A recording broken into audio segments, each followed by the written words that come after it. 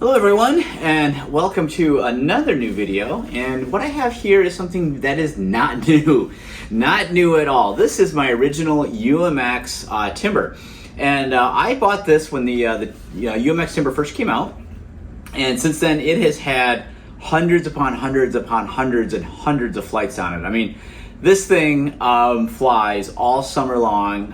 Whenever the sun has gone down and I'm looking to go get a nice couple flights in before bed, this is my go-to plane. And it's flown on floats its entire life. As soon as I got it, I took the wheels off, put on the floats, and it has been my go-to seaplane since it's been new. And it has been an absolutely fantastic flying airplane. No complaints, no problems. You know, there's just not a single thing that I would have a complaint about my UMX timber. But given the fact that it has had hundreds of flights on it, and they've all been, of course, from the water, so it's got a lot of exposure to moisture and sand and everything else, I've decided that it's time to put this one up for retirement. Not to sell it. I'm going to keep this one. This has been a very special airplane to me, but it's time to put it into retirement and replace it with something a little bit newer, something a little bit more modern. So the question would be well, what would you replace an original UMX timber with? Well, there could only be one answer of what to replace a UMX timber with, and that is the new UMX Turbo Timber Evolution. So here it is, and we're going to go ahead and get it out of the box. And kind of do a little compare and contrasting with this new version of the Turbo Timber Evolution compared to my original one. And of course, what's interesting is I have the original 1.5 meter timber, which is now my dedicated larger float plane, and I also have the Turbo Timber Evolution.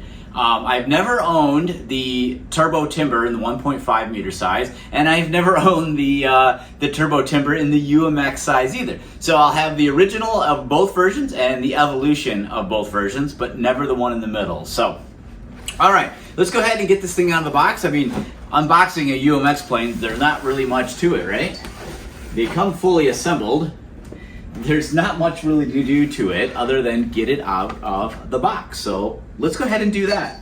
You can see it's very well packaged. I'll kind of show you guys here. There you go. Very well packaged in here. It's got this foam piece over the top that keeps the airplane nice and secure. And what's nice about the UMX planes is that these boxes work great for storing the airplane in too. I used to do that. Now I actually just keep them, I hang them on the shelf, but they get kind of dusty and dirty sitting in the garage. So it's not a bad idea to actually store them inside these boxes. So we got some tape here we're going to remove, and I always make sure I keep that away from the airplane, because if it touches the foam or the paint or any of the decals, anything like that, it will cause a problem. We also make sure we keep it away from little Miss Piper here, because we don't need her eating tape either.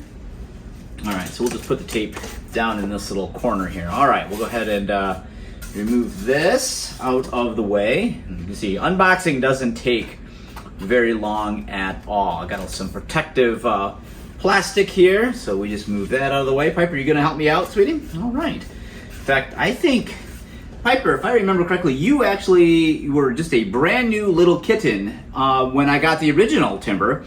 And when I did the binding and the setup in my transmitter, she hung out with me and helped me do that. So pretty fitting she's back to do the Evolution as well. So here it is. It's out of the box. I mean, there's not much really to it. The other things in the box, of course, are the instructions and the optional slats, which you'll want to glue into place if you want to use them.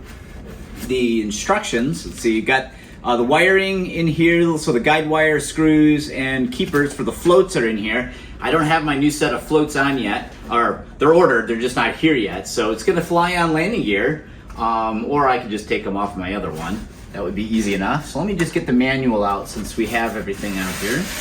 The manual's kept on the bottom. Okay, so we just got the box out of the way here. We're back on the table. I got the original and the new Evolution out here. You can see it. It's got the same paint scheme that the 1.5 meter does, except for instead of the red, it's been replaced with blue. And these decals are very unique. They're very different than what they are in the original. They're almost like a boy, I don't know how to really explain it other than these are like a more traditional vinyl decal, and these almost look more like a water slide decal. They look considerably different. They look very nice actually on here as well.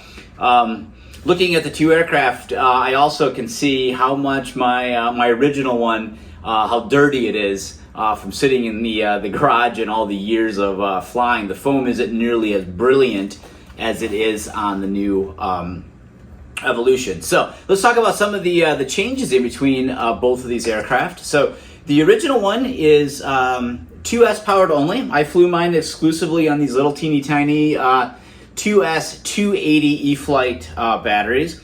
The new Evolution is actually, you can fly it on these 280s as well as a 300 2S and also on a 3S pack as well. I only have some 2S batteries. I probably will only ever fly this thing on 2S. I fly in my backyard, I fly off the water, and I already know this has plenty enough grunt with 2S to do everything I need it to do. In fact, most of the time when I'm cruising around, I'm at about 25, maybe 30% throttle is my cruising throttle setting for my original one.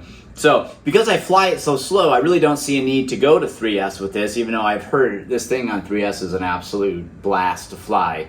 But for where I'm flying at, it probably is going to be best to keep it on 2S. So if you're going to fly on 2S, whether it be the 300 milliamp pack or my old like 280 milliamp, you are going to need this adapter right here. The part number is SPMXCA327. And it is a JST battery to JST PH 2.0 3P device. So that's a lot to say. To basically what you're looking for is a female connection for the battery and a male JST for the aircraft. And to access the battery, just like the original, it is a magnetic catch on here. You just pop that off, and now you can see the battery hatch. You got the fake turbo prop, turbo exhaust stacks on here. You have the 3-bladed prop. You got the motor in here, and then of course the JST connection. Where on the original one, it is that I don't know what to call it, the PH 2.0 or whatever they call it. So we can kind of show you both of them here side by side. Very similar, except for the fact that the battery connection is different between the two of them. So like I said, if you're going to fly with the 2S batteries, you will need a adapter to do so. Otherwise, both of them have the lights factory installed. It's got the rotating beacon on it. It's got the navigation lights. It's got landing lights. It's got the strobe lights on the wingtips.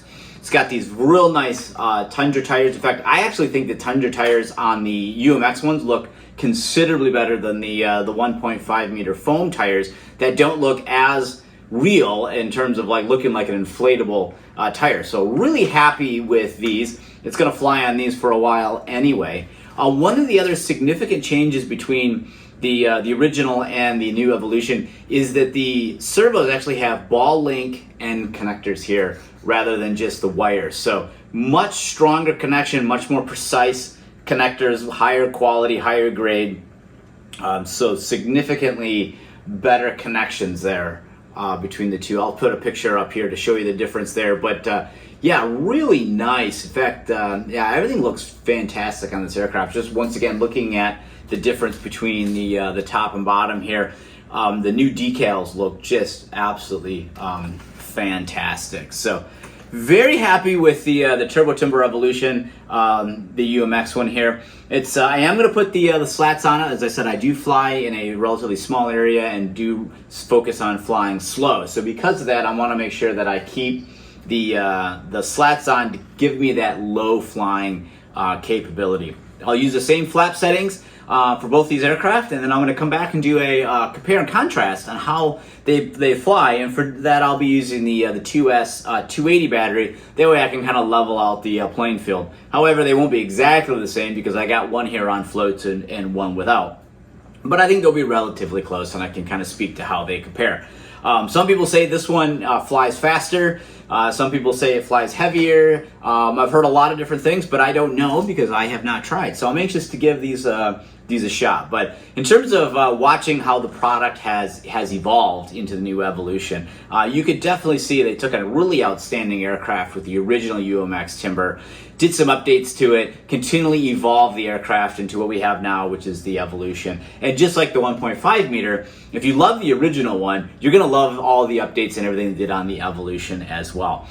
This one with the UMX with a 3S power, the better servo connections here with the end links on there. Very, very nice. Bright paint scheme on this. Should look really nice in the sky. Otherwise, shape-wise, very similar to what the original UMX Turbo Timber was, except for it's just got a few more upgrades and everything to it to kind of take it up to the next level. And by far, it looks absolutely fantastic, and looking forward to going out and getting it in the sky. So if you guys got any questions on the UMX Turbo Timber Evolution, or even my old UMX Timber here, by all means, leave them in your comments below and subscribe. And let me know how much you enjoy the content, or if there's anything you guys would like to see in particular. And with that, I'm going to go toss a battery in this thing and go bind it up to my NX8 so I can go ahead and get it up in the air.